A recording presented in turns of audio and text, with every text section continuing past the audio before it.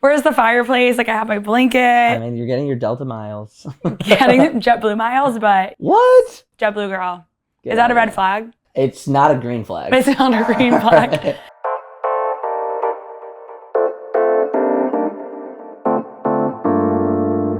We actually met at the podcast party I hosted this fall, which you randomly came to through one of my other friends, right? Yeah. So Jonathan, tell us a little bit more about yourself. Who's Jonathan Kaufman? Johnny, what do you go by? And do you know why the fuck I invited you to come talk today? I'm still trying to figure that out, you know?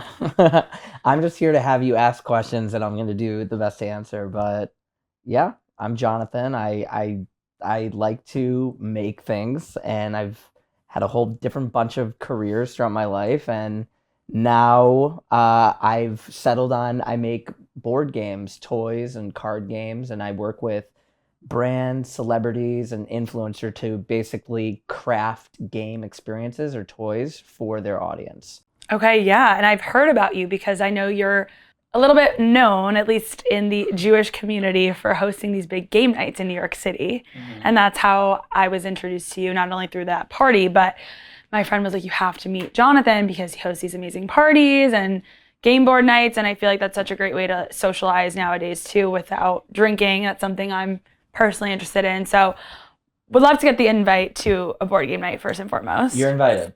Thank you. Right. Tomorrow night? Perfect. I'll be there. Mm-hmm. So yeah, how did you get a start? Because you said you weren't doing this obviously out of school. So tell us a little bit more about your background and what led you to being a board game creator. It was a series of like saying yes to random opportunities. I've always been into board games. I think growing up, my family played a ton of board games. We actually grew up like a little bit Shomer Shabbos. I'm not Shomer Shabbos anymore, but we grew up a little bit more Shomer Shabbos, and we would play a lot of board games on Shabbat, as all Shomer Shabbos Jews do. And in college, I started like a very small board game group where we would all come over my house and play Balderdash. We called it Teas and Trees, where some people would come and smoke weed, and then I would brew tea for everybody. Wow. And we would all just like play Balderdash. And I continued that when I moved to New York when I was like 22. I think I moved to New York. And I would get people over for game nights, and I was like always wanting to like learn a new game to bring to the crew because I was getting bored of Balderdash or whatever games we were playing. So then I just started like researching a bunch of party games or just like light casual games that I think that I thought was going to be like really fun for game nights. And then I just like found myself constantly researching games. Like I was like addicted just to reading game rules. And I found like I was sitting on the toilet, like not scrolling Instagram, just like reading rules. All right. It was sick. All right. Sick. And yeah, and then I just like ended up like throwing all these game nights, and I got into a little bit more nerdy board games. And then I was rooming with my cousin at the time, who I got him really into board games as well. And like, just quick side story. There's this one board game. It's called Game of Thrones, the board game. It's a deep board game. It's like a very nerdy board game. And we also love Game of Thrones, or used to. And it's a 6-hour board game. How do you know it's a 6-hour board game? Usually like board games on the side, it tells you kind of like the playing time of how long an average game is. And this is a 6-hour game. And you really like need 6 people to play it. And we couldn't find anybody that was willing to learn the rules. It takes like an hour to learn the rules of this game. So we went on meetup.com and found a group of random people that were playing the board game, me and my cousin. And we went to like, I think it was Sony Plaza, and the two of us showed up with like a bunch of beers, like ready to have like a whole day and we met these 4 other like random dudes, and we just played the game. And then I think my cousin ended up winning, but it was a great day. So is Meetup, first and foremost, I don't know that website, I'm not familiar, is that typically a dating site, or is this like a way to make friends, or is it specific to the board game space? I don't know. I haven't been on Meetup in a really long time, but from what I remember, Meetup was just like, it was gatherings of any sort.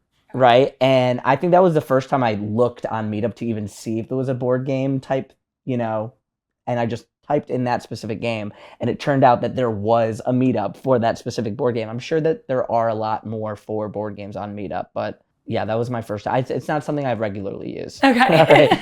Well, good for you for like putting yourself out there and getting a group of people together. Was that the moment for you where you realized that this could be something a little bit more serious? Far from. Okay. So basically, yeah, I was really into board games, and I just like loved throwing game nights because I love bringing people together. I love like community, and it was just an easy way for get people together, get away from our phones, and just have a good time like on a Sunday night or whenever it was. I eventually moved to LA because I was in the film industry, and I moved to LA to like pursue film a lot more professionally. And while I was in LA, I would continuously throw board game nights, board game Shabbats, and have them really be a thing. And I kind of gained a reputation of being like the board game guy within the industry. And within the film industry? Within the film industry, Okay. right. Like people came over like knowing that it was going to be board game stuff. And then I started getting connected to people to host board game nights at their house. And like these are like massive producers, right? Where like Oscars are lining their walls. And I'm anyone we would know? I don't want to like we say, can't name drop. Right? Okay. But like I was like Spielberg, perhaps. Perhaps. But like I was like in rooms with like lots of celebrities, and I was like hosting the board game night. I'm like, where am I? Right? It was really fun, and I did that a few times, and yeah, from there I just like started getting connected with certain people, and what ended up happening, how I really got into it was I was working on a film project where it was like a slate of a couple different indie comedy films. And I had a meeting with Fuck Jerry. And I went to go meet with Fuck Jerry, and I was going to go pitch them this film project that I was working on because they're like a media company and they do comedy. And I got the meeting via a friend, and I walked into their office to like pitch this project, and like within 3 minutes, they like completely shut me down. They're like, sounds great, we're not interested in film. And I was so confused. I'm like, why am I here? They're like, we heard you're a board game guy, right? And we make board games now. I don't know if you know, but we do What Do You Meme? And we're just interested in like discussing. And I was very caught off guard. I had no idea that this was going to be the meeting. And then we just ended up talking, and on the spot, they're like, would you work for us full time as a consultant? And I was like, I have a job, and I have a whole project that I'm working on, but I'll work on the side doing some stuff. And so I started working on the side, like doing some consultant stuff. And then I started pitching them some games. I never really made games before, but I started all of a sudden coming up with games and pitching them games. I was going to say, it's so different to go from like hosting parties, but to be actually on the creative side of building a game, right? Like those are two different skill sets. Totally. Yeah. It just like, for whatever reason, it came natural to me. Like I just know so many rules of so many board games, and a lot of it is just like taking ideas from different games and combining them and just like putting a unique theme on it to make it unique and interesting, But yeah, I pitched them a few games, and then they bought some of my games, and then some of them got into Target, and I was like, whoa, this is interesting and fun. I'm having way more fun doing this than I'm having currently in film. And I just decided to go all in, and I concocted this idea of that I wanted to work with brands and influencers and really hone in on, board games, card games, and then eventually it turned into toys. Okay, so toys. So we've gone beyond just the games, a board game, and now we're thinking toys. We've recently gone beyond just the card games and board games, yeah. Like, what content are you personally consuming that allows you to get so creative and think so out of the box with maybe like potential partnerships with influencers, with celebrities, or even just like trends that you're seeing? Like, what really inspires you to create these games? Because it seems like you're doing a plethora of different things. It's not just one set genre. Yeah. Well, I mean, listen, the algorithm knows me better than my parents, right? So it feeds me everything. As soon as you start like eating a little bit of board game content, it's just like my whole feed is board games now. All right, board games, toys, whatever. But really, I try to focus on casual entry level games. There's like a whole world of board games, right? And it's really divided between casual and hobbyist. And hobbyist is like games that have a lot more pieces and are a little bit more rule intensive, like Catan, let's say, would be like an entry level to the hobbyist space. And then more casual parties, games like Catchphrase or Cards Against Humanity. Cards Against Humanity, exactly. So that's like a casual party game. And I like focusing on that because it's almost like a lot of people could be part of the board game culture or world, and they're not yet because they just haven't found their game yet to get them in. And this is like the way to open up the door for a lot of people to get into enjoying board games in a way that they wouldn't have thought. Like over the course of me hosting these game nights, there's been people that I invited to game night. They're like, we're not gamers. And then I show them what a game could be. Because so many people have this idea that it's like, oh, it's a board. Oh, it's pieces. I have to learn rules. But there's so many other games that like don't have boards. And it's just talking and communication. And then all of a sudden they're playing and having so much fun and they didn't understand what a board game could be, you know? Yeah. I mean, I feel like I have that perception of what a game night would be is a board That's game. why we got to get you to game night. That's why we got to get me to game night.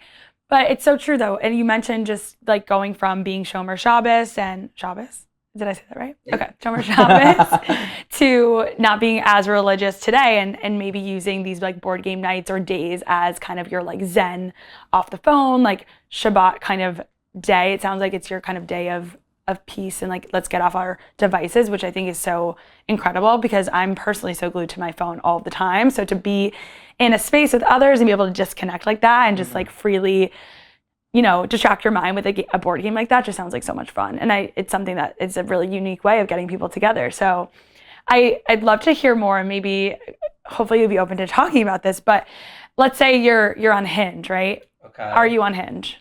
I am on Hinge, yeah. What do you write as your profession?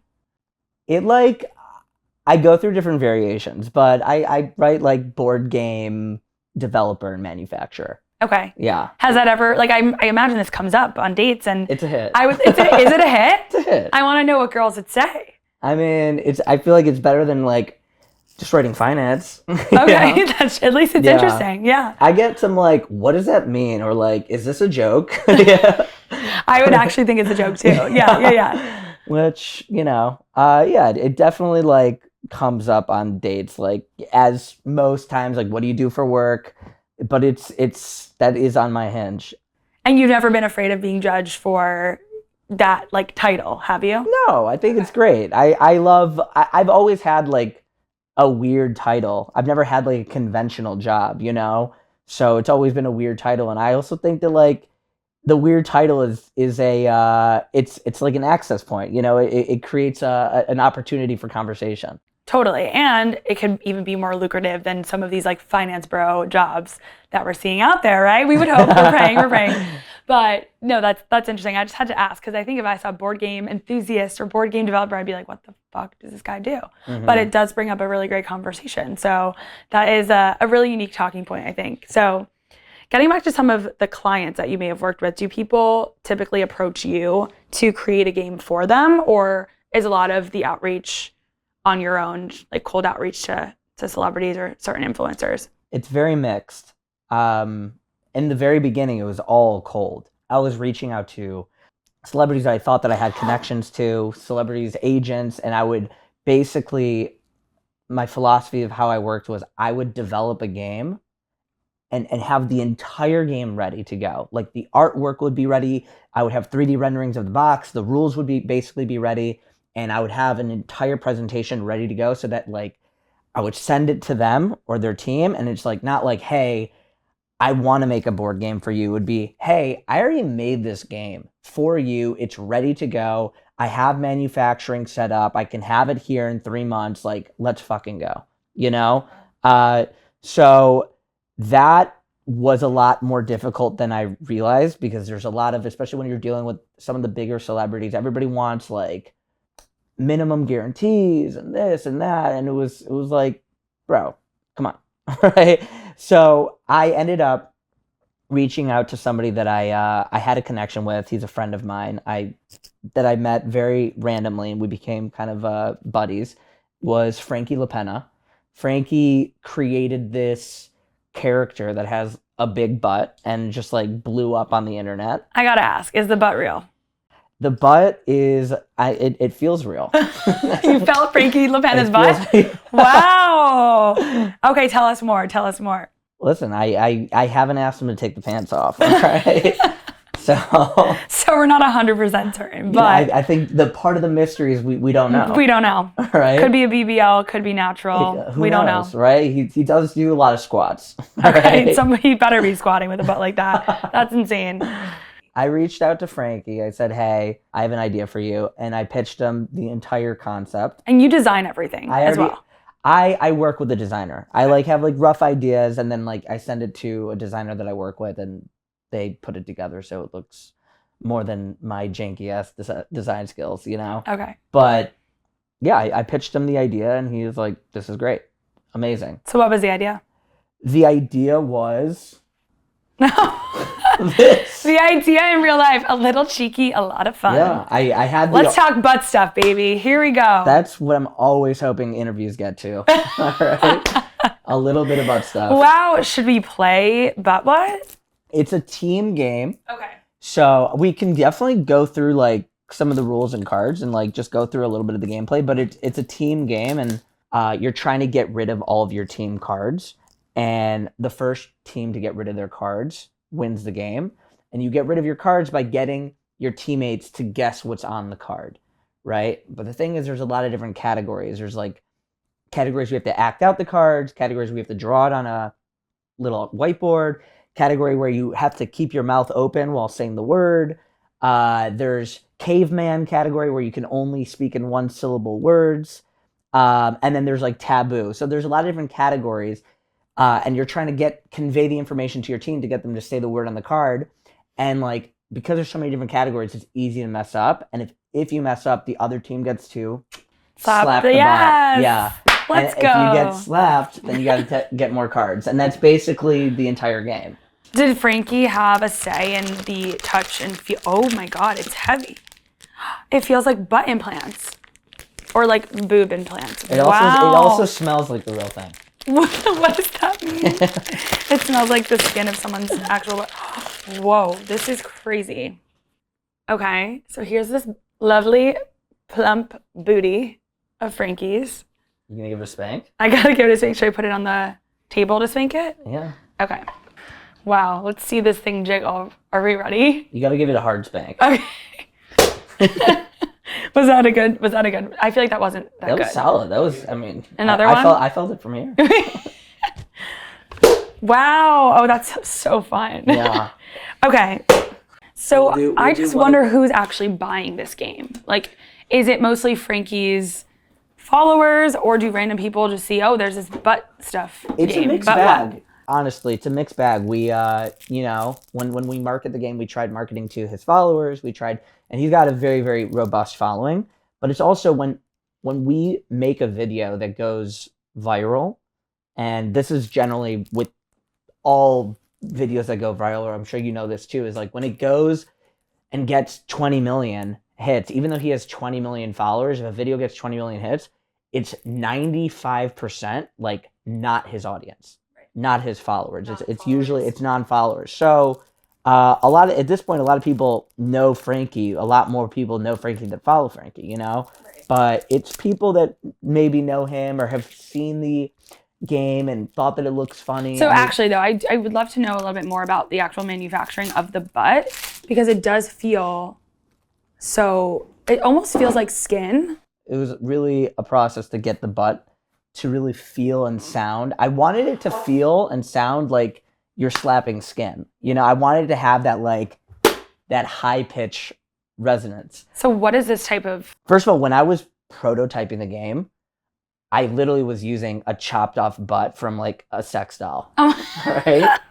I had a little sex doll, and it was just a chopped off booty. And And it was really messed up because it was like a vagina on it. Oh my God. I would play it with everybody. And it was also kind of gross because like Yeah, that's pretty because gross. it was like oily. Yeah. Oh. Right? Like, because the way that those dolls are made, which I've learned because I had to go through this whole process, is they inject oils into the material that gives it the, like, the jiggliness, basically. You know? Is it silicone? This is not silicone. No, So okay. this ended up being a material called TPR. Okay. And yeah, I flew to China and I went and I made meetings with a bunch of sex factories to begin with to say, hey, I want to make a butt. Like, that was my first idea, and they just couldn't do it with it, like, feeling right, you know? Okay. It was either too expensive or, like, my hands would get oily because of that whole situation. Side story, when I had that sex doll butt, right? I would travel with it when I was like, to New York or back home, and I got stopped. Oh no! In the airport, and they had to open it up, and I had a sawed off. It was cut. Yeah, a sawed off sex butt that's like a baby butt, literally. It's like this big, with a vagina on it, and they're like, look at me, and I'm like, Jonathan, that's like giving serial killer. I know, and I was like, it's for a game. Did not make it sound better. That did not make it sound better. So they let you just go off with that? I mean, it wasn't a danger to the airplane. Yeah, I guess they're just like, you're just a creep. Yeah, like, okay, well, if anything, this man's just a fucking weirdo. Absolute creep. Okay. We're proud to be a creep. It's all good. They don't need to know. Oh my God, what a story. Yeah. Okay, so let's play this game. So normally the way that it would be played is the people to the left and right of me can like look over my shoulder to see the card. And if I mess up by like accidentally cheating or doing a category that I'm not supposed to do, they slap the booty. So the slapping's not really going to be involved with me and you, but at least we can like go through some of these categories. So there's different categories. We're going to be doing 3. Caveman, which means I can only talk in 1-syllable words. Can't say, which means I can say anything I want except for the words listed on the card. So it's similar to taboo. Open mouth, where I can say the word, but I can't touch my lips or teeth together. Okay, so we'll give it a go. Wow. And then you'll do some cards. It sounds complicated. Yep. Okay, and it says it on the directions on the card. Okay. Right. So I put on ear and dance. The caveman. Sound good. What am I describing though? I dance, sound good, beep, bop, boop, come from in ear, sound good. Oh. I sing, I dance. Music. There we go. I was like, what? Okay. You're describing what's written on the card these. Understood. So there's a word on each card. Exactly. Wow, I'm not sure how I'm gonna do with the 1-syllable thing. That's tough. Okay. You're gonna crush it. Okay, thanks. We'll try. Okay. This is a body of liquid. Some would call it H2O. And it flows through that's South America. And it's really long. The Nile River. No. Nope, that's a river. That's it's in like the biggest country in South America. In Brazil. Yes. What is? Not sure the river. Rio. No. Nope. No. That's a place. It's like it's not a lot of trees are there. Oh no. It I'm stressed. You could say it it's there's a. Can I phone a friend? Yeah, okay. There's a restaurant where there's like a lot of like monkeys and parrots. That. Oh, I know what you're talking about. What's it called? Something Cafe. Yep, the Jungle Cafe. Nope, no. Nope, the Amazon. Oh, that's the word. The Amazon River. There we go. Oh my God. Right. There we go. Okay, this is. What is it called? No, it's not the Amazon Cafe. Rainforest Cafe. The Rainforest Cafe. Okay. Wow, I missed the Rainforest Cafe. Operation. Operation. There we go. Wow, we got one off the bat. Let's go. Delta. JetBlue. Airline. Airline. Okay. A bad airline? A good airline? You're close. Delta. The seats are on the... The plane. Yeah. Put it together. Airplane. There we go. All right. Zipper. Zipper. Uh-huh. And I bite on my hand. Nail biter? Nail? There we go. All right, there we go. That was you just went through 6 cards. And then the other rule is at no point in the game are you ever allowed to say the word what. So if any member says what, the other team can slap the butt on them and then they get a card. So that's why it's called butt what. Oh, cute. Yeah. Here, flip them upside down like this. Put them on the table. And you're just going to go one by one. Okay? Oh, no. Give it a go.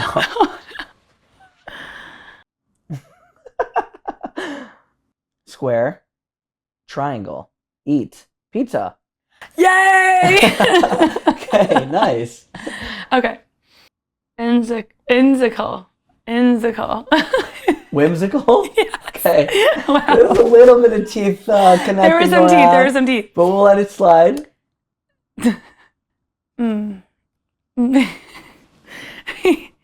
Oh no.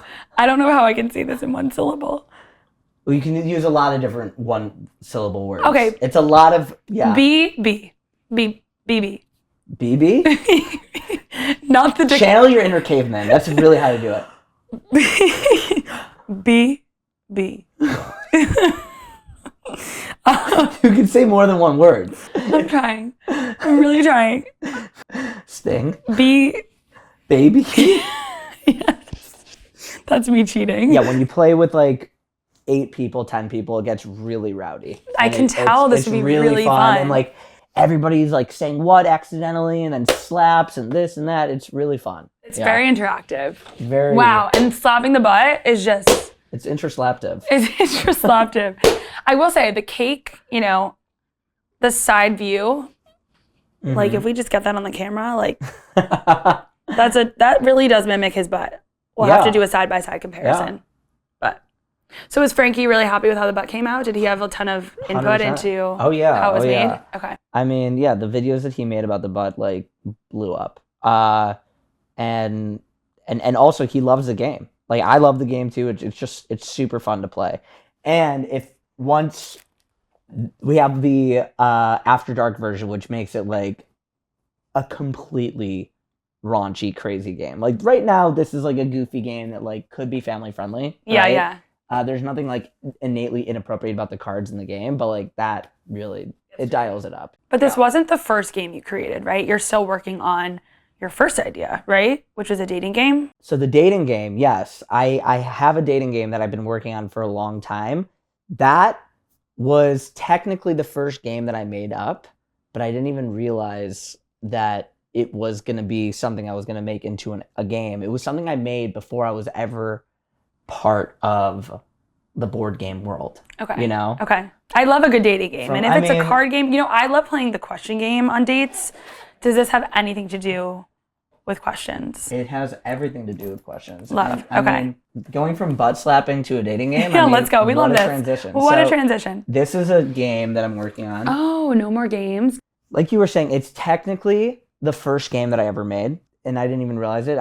This is like maybe when I was 23. I was in the Hamptons for the first time, and I was on the beach. I was with a girl, and on the spot, I just kind of created this game where it's like a question asking game with some extra mechanics, and it worked so well. And then from there, I just started playing this game on a lot of my dates, and it was just like a way to quickly cut past the bullshit, get to know each other on like an authentic level, and it was super playful.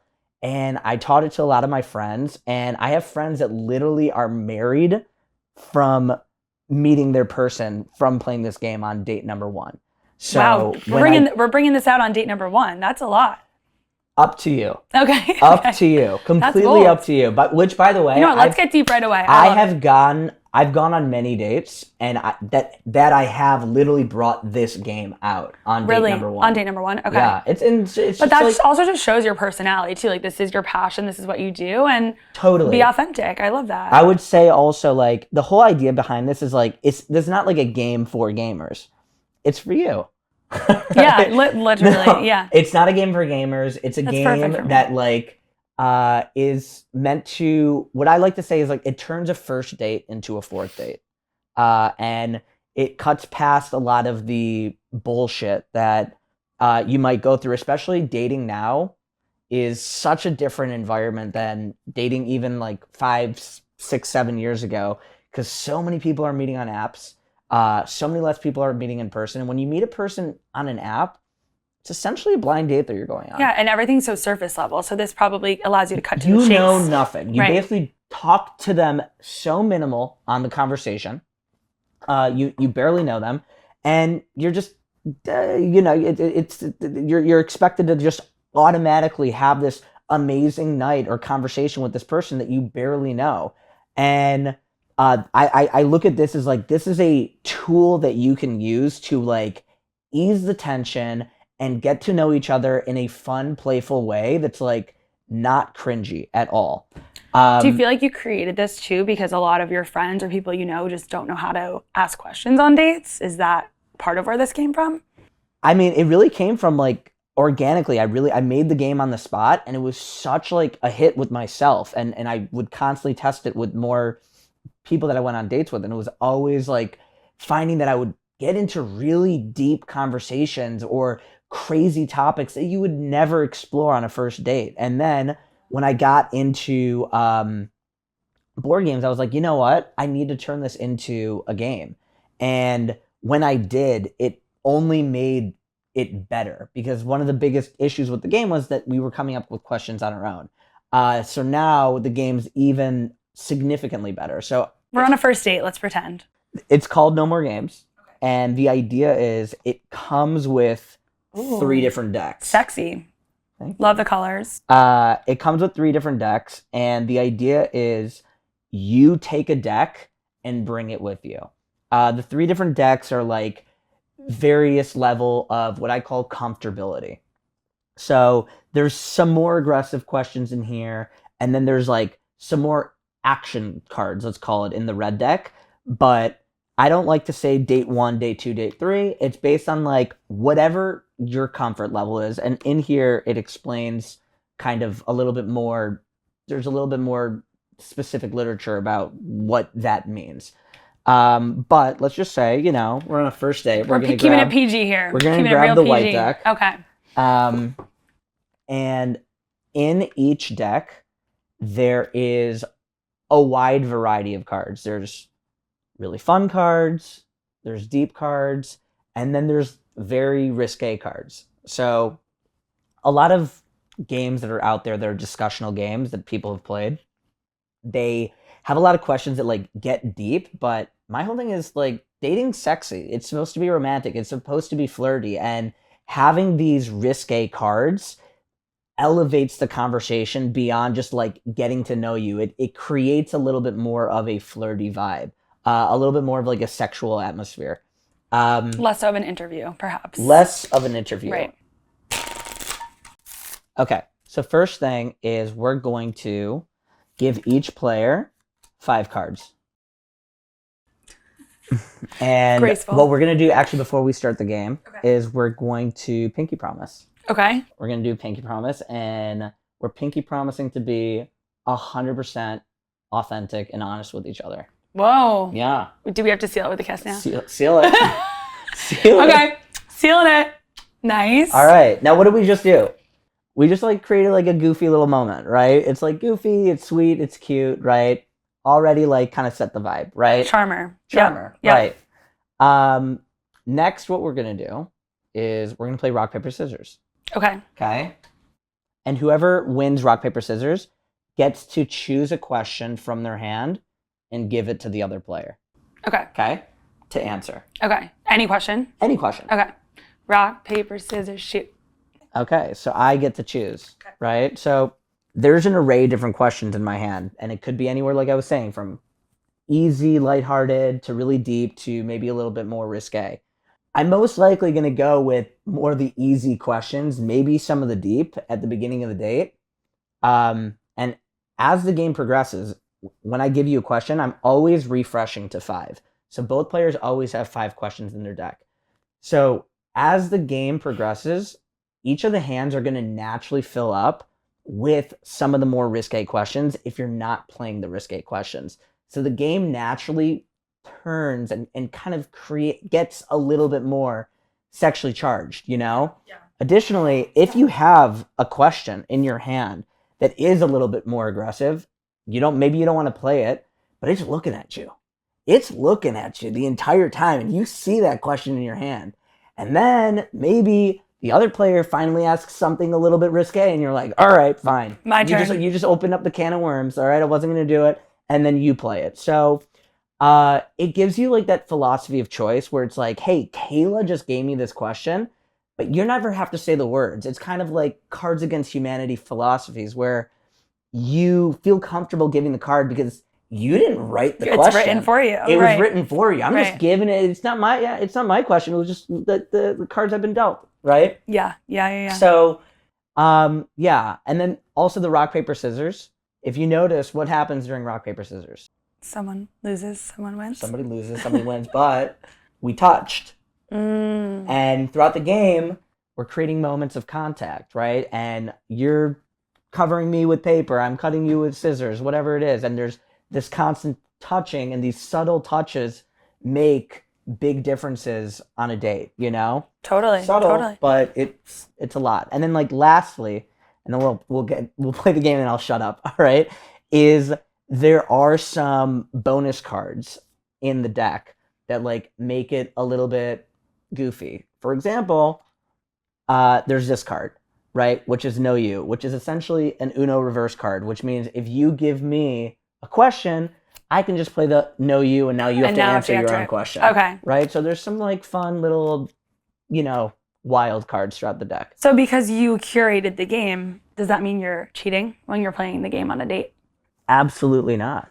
Because every person's different and unique. So truly every time I play the game, I have a different experience. Because in the end of the day, what are you doing on a date? You're asking questions, you're getting to learn each other, and a lot of times you're asking the same questions.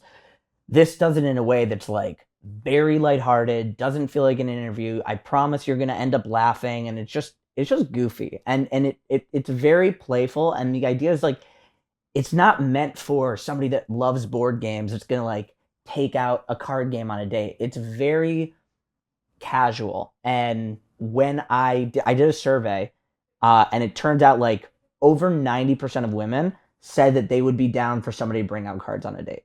So I believe it.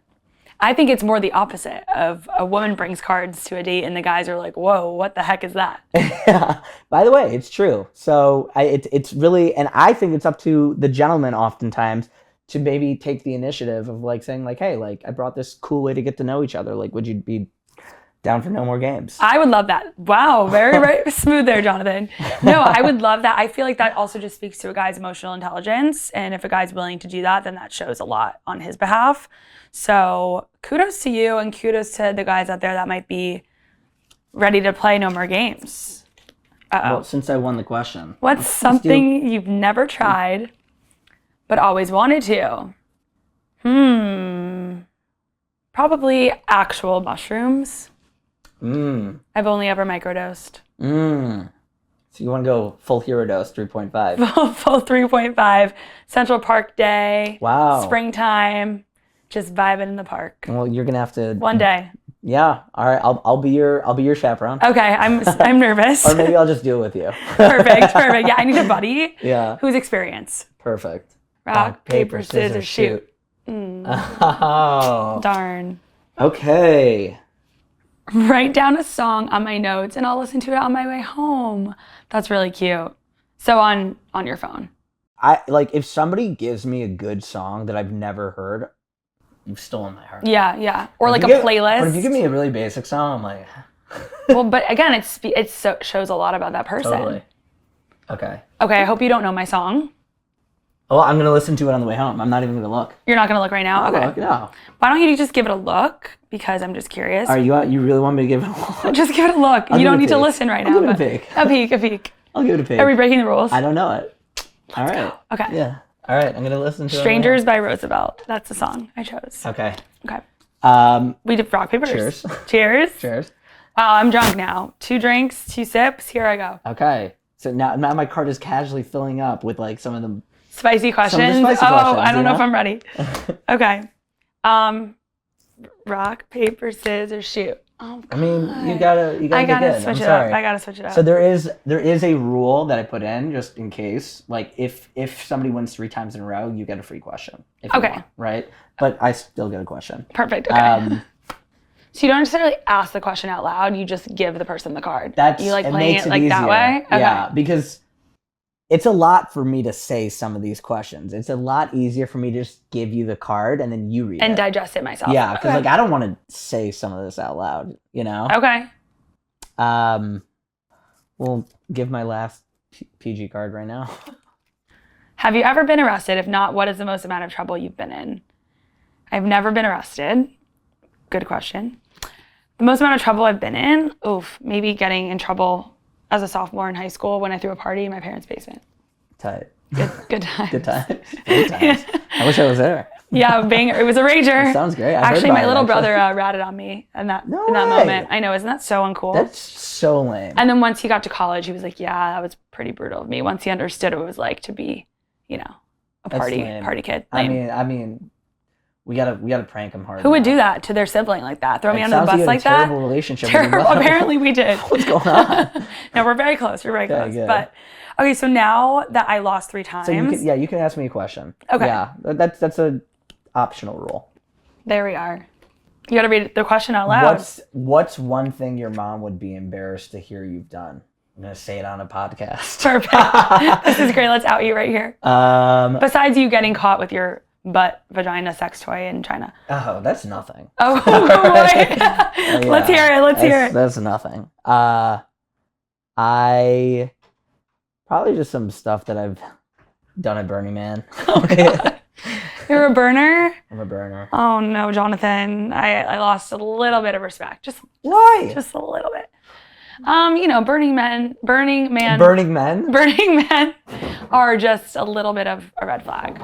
Why is that? I'm curious. A man past 30 going to Burning Man, I just think is not okay. Wait, do you know the average age of like burners? Yeah, they're older. I know. Yeah, they're mainly older. Yeah, I would say it's like 40, 45 is like the average age of a burner. Yeah. I would never go to Burning Man when I was younger. Because it's an older vibe. I get that. It's a little bit of an older vibe. I understand going to Burning Man once. It's the experience. Have you been there? No. So then how can you understand? I can't understand. Right.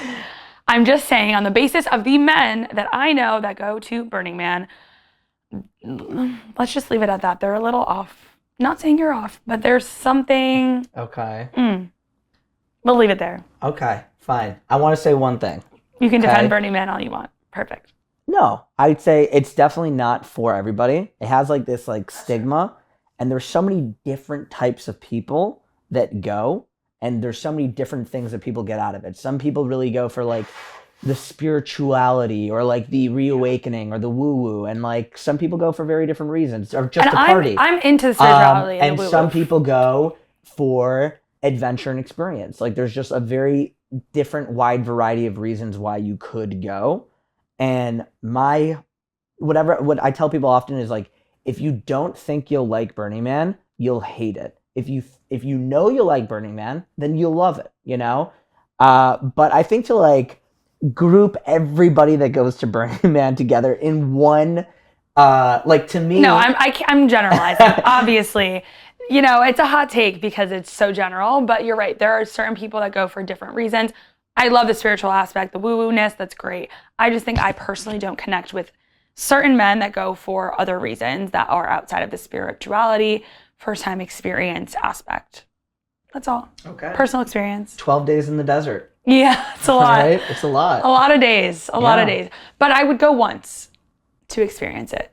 Okay. And see for myself. You'd have that I like the open-mindedness. Thank you. I have to make up for it somewhere. You go once and then you see if you want to go again. And then I can really judge. Because you're right, I can't really judge. There we go. Yeah. All right. I love the open-mindedness. We listen, but we don't judge. Okay, let's do a few more. Okay. Let's do a few more. By the way, you see the tangents that we just got into? Right. All right. Right. You just went on a first date. You're like, whoa, I'm not into this guy. And then you're like, you know what? Maybe I am. Yeah, you're like, oh, he does go to Burning Man? Whoa. I love him. Whoa. Wait. Red flag Burning Man? Wait, hold on. He's got different philosophies about it. Okay. I'm going to keep it Turn to green flag. Yes. Grab a card. Oh, okay. Yeah. And RPS. Let's hope I win this round. Your first victory. Yeah. Okay. Are you? Oh my God. Oh boy. When was the last relationship you were in? How long did it last? Why did it end? The last relationship I was in was 1.5 years ago. It lasted probably 10 months, 11 months. Why did it end? Well, that is a loaded question, Jonathan. Very loaded. And tell it to the cameras. Yeah, it ended because we just weren't meant for each other. It's a beautiful resolution. No bad blood, but you gotta, at the end of the day, there's certain things that weren't working and we weren't compatible, and that's okay. Such is life. It's all a life lesson. Dating is truly a lesson. He was a burner and you weren't. He was a burner and I was certainly not. Exactly. It happens, you know? Not compatible because he went to Burning Man. We're in the relationship. Okay, well, I do want to wrap up because we've spent quite a lot of time playing games, which is amazing. But what else did you expect? You're right. What else did I expect by bringing a board game enthusiast here, board game developer? So, Jonathan, when is this game coming out? This will be out in February. A lot of people and a lot of guys and a lot of girls who have a lot to offer. It's so easy to judge somebody on a first take or a first date.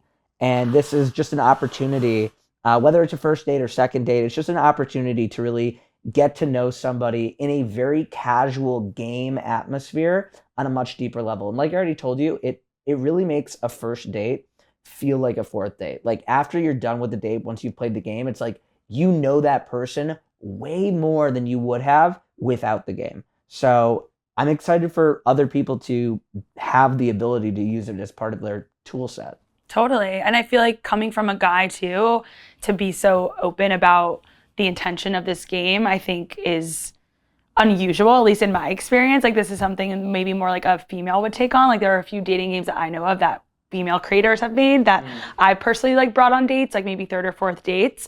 But to have a guy bring that into the mix, I think is like really unique and could be a big differentiator for a woman, especially because women typically like to get deeper on a first date anyway, but maybe don't know how. So like you said, this is really like a toolkit more than anything. So how would you feel if you were on a first or second date and your date whipped out no more games?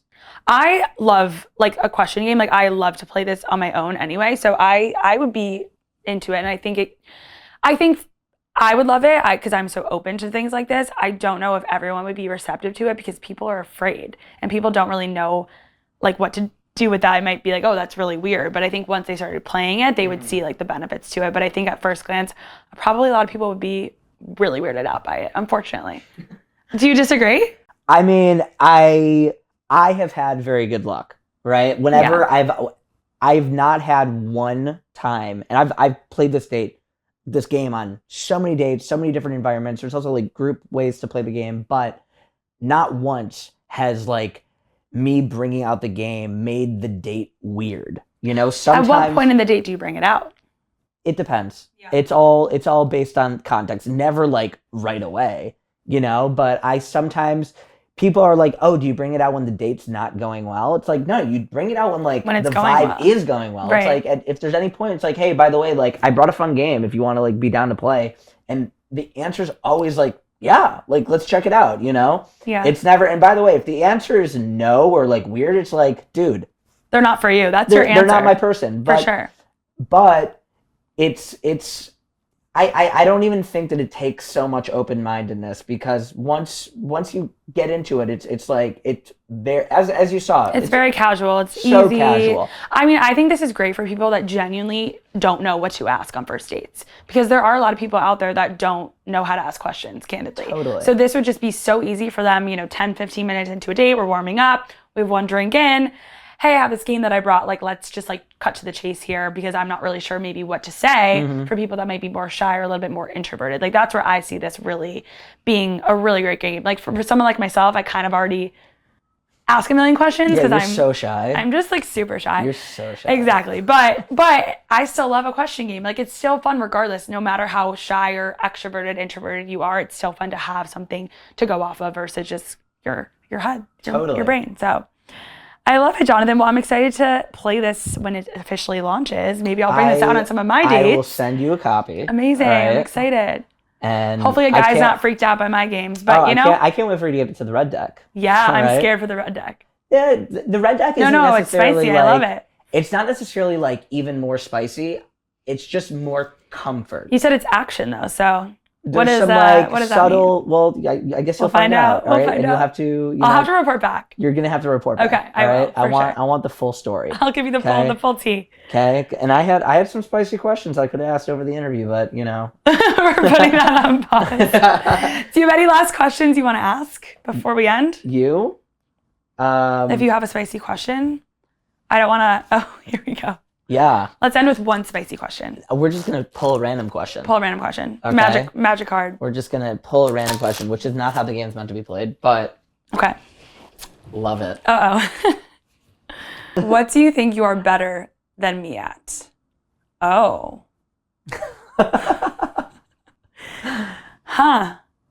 Throwing a party. Are you up for the challenge, Jonathan? I'm very much up for the challenge. I'm very known for throwing a party. I know. So we'll see who throws the better party. Now you've been to one of mine. Okay. I'll have to come to one of yours. All right. And we'll see who wins. Johnaroo 2025. Johnaroo. When is that? I throw a big party in Michigan on a lake every year in June. That's so fun. Yeah. Are you from Michigan? Yeah. Okay. All right. I'll be there in June. All right. Looking for the invite. Amazing. Thanks, Jonathan. Yeah. Thanks for having me.